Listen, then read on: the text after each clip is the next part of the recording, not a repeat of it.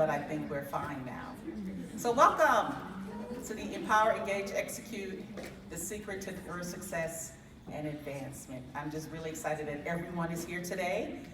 Wasn't expecting this large of a crowd, so this is great. And I just flew in maybe like an hour ago, so I'm just excited that I made it in time. So a little bit about me. I was born in Texas, and I lived overseas for about 5 years. I lived in Lagos, Nigeria with my family. That's my dad to the right, and my siblings and my mom in the middle. And it's a family of 7 of us. And little known fact about me is that I am a certified makeup artist. Yes, had to do something different. I'm married. I have 2 boys, and within the last 15 years, my family, we've lived in 4 different states. So that's, and in the corner, that's me where I was going to makeup school and we were just playing around, trying to look horrific.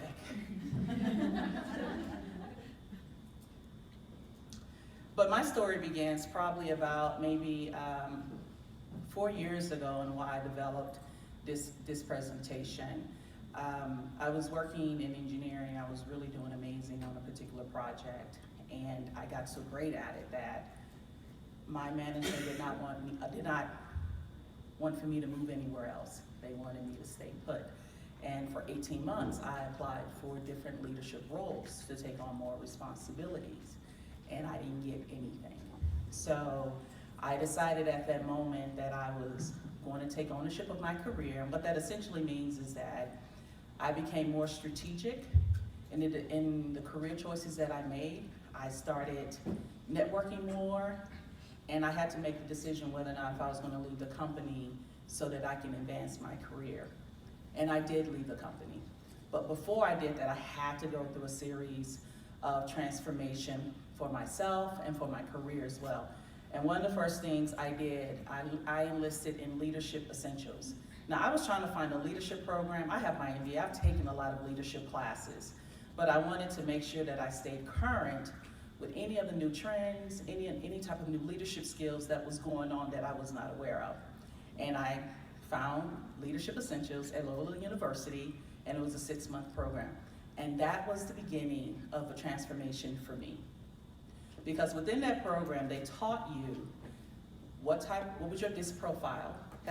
Are you guys aware of the DISC profile? Okay, so I'm a DI, and that allowed me to be able to interact with other DISC profiles. And the second thing they gave was a career coach. Now, has anyone ever had a career coach before? Has anyone, okay, have you guys heard of a career coach? Okay, I had never had one. And my career coach revealed so many things to me that I had no idea that I was doing. First thing she told me was the fact that I allowed myself to be featured small. So when I would go into meetings, when I would present, I played a small role, even though the part that I had was a huge thing. So she taught me how to play big in any environment that I was working in. And again, this is a course, I actually had her for a year, where we did this transformation of myself. I began to have candid conversations with my mentor. When I had a mentor, it was one of those conversations where it was like, well, what do you want to be? What do you want to do? And these are classes you need to take. But throughout that 18 months when I was applying for jobs and I was not getting an opportunity, I began to have conversations such as, what am I doing wrong? Why is no one hiring me? What do I need to do differently? Who do I need to network with? Who do I need to get a sponsor? I mean, I was asking like really tough questions. And what happened was that mentor said, you know what, Uche, I don't think I'm the right mentor for you to answer these questions. So they recommended 4 other mentors for me. And because I got 4 other mentors, it was very clear that I needed to leave the company I was at. And I started joining associations. This is when I became very active in SWE. SWE changed my life. I remember I went to a SWE conference, and they had, at the end of maybe a Sunday or a Saturday, they had a session where everybody was just talking about how SWE had helped them and changed them. And when I heard the stories of so many women about how SWE had impacted their lives, it changed me. because then I realized that I was not alone. So ever since then, I have been an advocate for SWE, so much so that at the company I am at now, I'm like, we all need to go to this conference. You need to send all the women there. This is amazing. And because of that, every year we send 20 women. And the downside of it is because SWE is so great at educating us on what we don't know, majority of women that come back realize that they're underpaid. Right? But going to these conferences, we teach you how to be strategic and how to have those discussions with your manager, and the women and the engineers are now realizing their worth. So I joined organizations, and then I targeted my next opportunity. I was really strategic when I did this. So when I went online to just look to see, okay, what's out there? You know what type of company you want to work for. You know what you want to do. And I went on Indeed, and I just started looking, and I found one job. It was only one, at a company in Texas. It was for a senior systems engineering manager. I applied on a Sunday. Now keep in mind, I fixed my resume. I actually hired someone to help me fix my resume to target that particular job. I applied on a Sunday, they called me on a Monday, I interviewed that Friday, and got the job that next week. That's awesome. Yeah, thank you. So, it helps, but I had never done that before, and that is called being really strategic in your career planning. And as I was doing this, I was taking training classes, I became vocal about my career plans, and I just started getting work. So I also, when I did get that company, I wanted to make sure that I was being paid. And I went to PayScale, I went to LinkedIn, I went to all of these different types of websites. I did not have to negotiate though. They came with what I was worth. And that's because I knew what I was worth, and when I did that interview, I was providing them solutions to the problems that they were having as they were interviewing me. So that's how I took ownership of my career. And whenever I mentor other women, these are some of the steps I recommend to them as well. All right, so the first thing was we're going through this, define your ideal job. One thing I realized is that when we graduate college, we usually take a job within a degree field. And as we're learning what that is, we don't really know what it means to have a job, right? We just have a task and assignment. But the more that we bring in interns, the more we bring in college grads, we ask them, where do you see yourself in 5 years? And some may say, well, I want to be a programmer. Great. So we make sure we partner them with someone, and we make sure we give them tasking that's in alignment with where they want to go. Even if they change, that's fine. So what we ask people to do is research the jobs that you want. What does it look like? What are the skill set? Research the job. Second thing, make a list of jobs that fit all your criteria. And then identify the qualifications. Statistically they say that women apply unless we reach all the qualifications for 90%, and men I think it's 40%. We know not to do that. So I apply for something, as long as I can reach at 50%, I apply to any job. But the point is that you identify the qualifications and then you narrow it to 2. Because you want to make sure that you're not just applying for any task. You want to make sure that you're being strategic in this. I've heard people say, yeah, I'm an engineer of all trades. And I think that's great. But what happens when those engineer of all trade jobs are no longer there? The next question is, what's your niche? Right? So you want to make sure that you hone in on what that is for you and become excellent at that. And then commit to take the actions. Complete a self-assessment. What are your strengths? What are your weaknesses? Some people do a 360-degree leadership assessment. I did the DISC profile.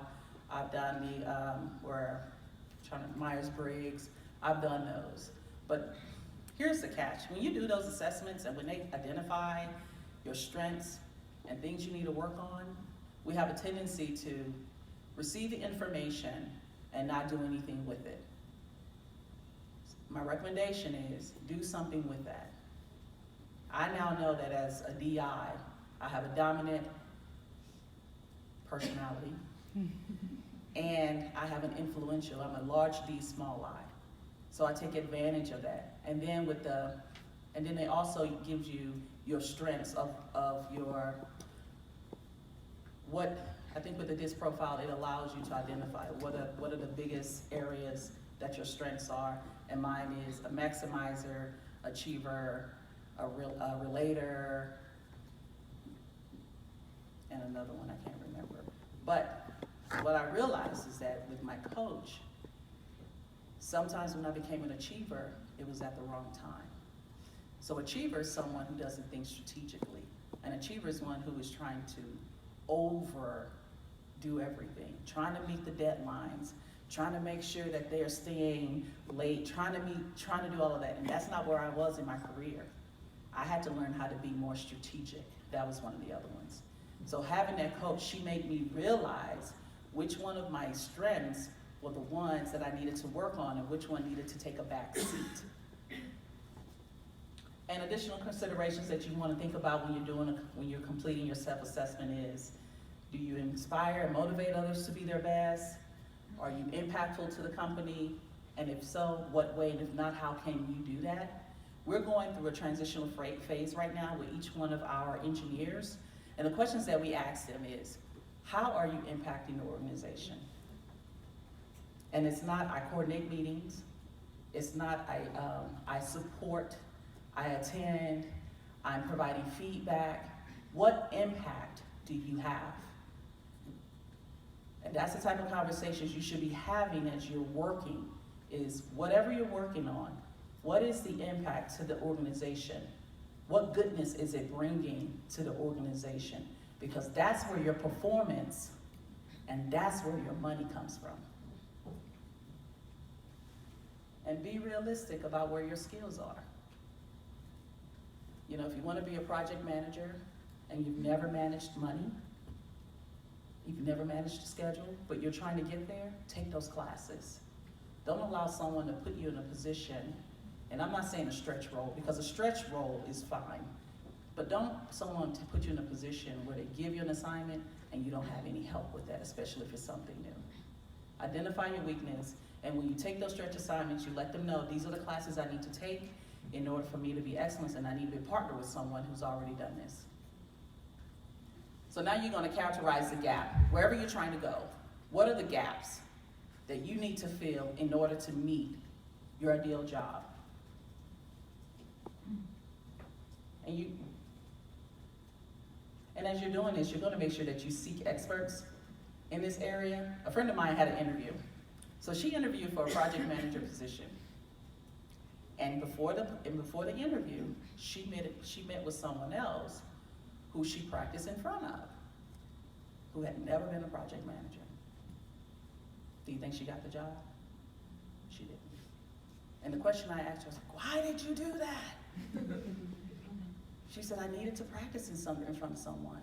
Yeah, in front of the ones who's had the job, right?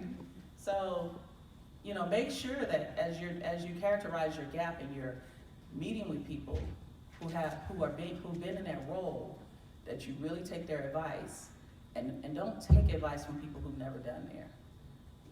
And then record the type of plan that you want to implement after you identified that.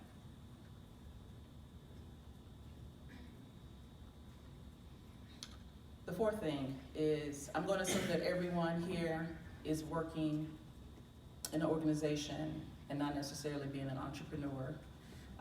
As you've identified your job, as you've done a self-assessment, and as you have characterized the gaps, make sure you have a discussion with your manager on where you want to go. You know, you want to think about what are the current goals for next year, and you want to, before that, make sure you determine what the objectives are when you go meet with your manager. That is really important, because you start off in one direction and you end up with the meeting, you're like, oh my gosh, I didn't get what I came for. So make sure you set those objectives up, put them in an email, make sure your managers are aware of that. And as you set up the meeting, make sure you provide your performance and development sheet.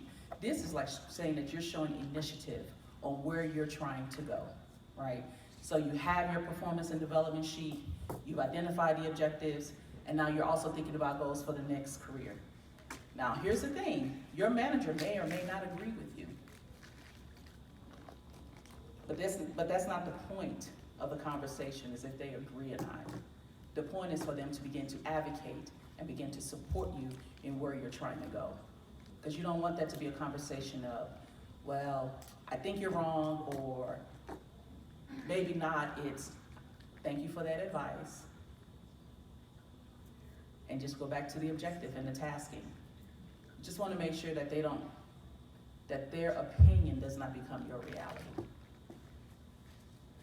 And as you do this, review and finalize your development plan to address your needs and make sure it's realistic. Is it realistic if you want to be a project manager in 6 months? Or is it more than 12 months? It just depends on where you are. Just make sure it's realistic, because after you've had that meeting with your manager, when it comes time for review, that's where they're going to rate to see how much progress you've done on that. And then after discussion, make sure you take responsibility for that. You are your strongest advocate. Don't ever leave it up to anyone else to take ownership of your career. You've worked too hard to get there. You deserve that. Take a plan and follow through with it. And the last thing really is just execute your plan, adding value in everything you do. Right? You want to make sure you implement the plan, take the necessary training, and volunteer for special assignments. How many people have volunteered for special assignments? All right, I love special assignments. Well, because it gets you out of the mindset and things that you're already doing, and it gives you an opportunity to meet different people that you've never met before. Now, I have met people who've been successful where they didn't take assignments, but their growth was maybe like right here, versus the one who stretched themselves, who are risk takers, they're like up here. And the great thing about it is when you take special assignments, you may or may not be working directly with higher level managers, right? Because they're giving those assignments to you. So and then you're able to develop relationships, and they're able to mentor you and guide you, and it's just full circle. So make sure you volunteer for special assignments and ensure you're working on the right thing. This goes back to where you're trying to go. I've had people just take assignments, and their motto is, because this is what I was taught, whatever assignment you're given, make sure you exceed at it, make sure you kick it, make sure you are excellent in it, and you should do that. But if I'm an artist, if I'm a mechanical engineer, and you give me a task to go program something, that's not in alignment. That doesn't make any sense, right? So just make sure that the tasking you're working on is actually in alignment where you want to go. And it's okay to say, don't say no, but it's okay to say, hey, and especially who it is, if it's your manager, hey, do you mind taking on this assignment? And if it's something that may or may not take you longer than a week or two, but if it's a long-term assignment and it's not in alignment where you're trying to go, don't take it, but don't say no. You might want to say, well, I'm actually pretty preoccupied with what I'm working on now. I just don't have the bandwidth to do that. And then go find you an assignment that's in alignment where you're trying to go. So they don't come back and ask you. And be flexible to seize unanticipated opportunities and modify your plans. We don't want to make sure that we're so rigid that when an opportunity comes up, we don't take advantage of it. We just want to make sure that we're flexible, because it's not a straight path to get where you're trying to get. It may be zigzag. You may have to take steps back, but just make sure that you're flexible in order to do that.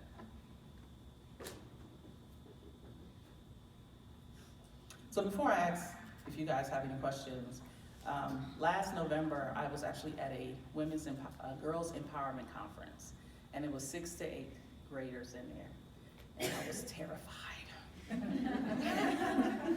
Had no idea what to expect, and one of the exercises we did was we went around the room, and I asked everyone to tell me what was their big dream, and what was stopping them, and what could we do to help them move it out the way. And their dreams just blew me. One said she wanted to be in colleges.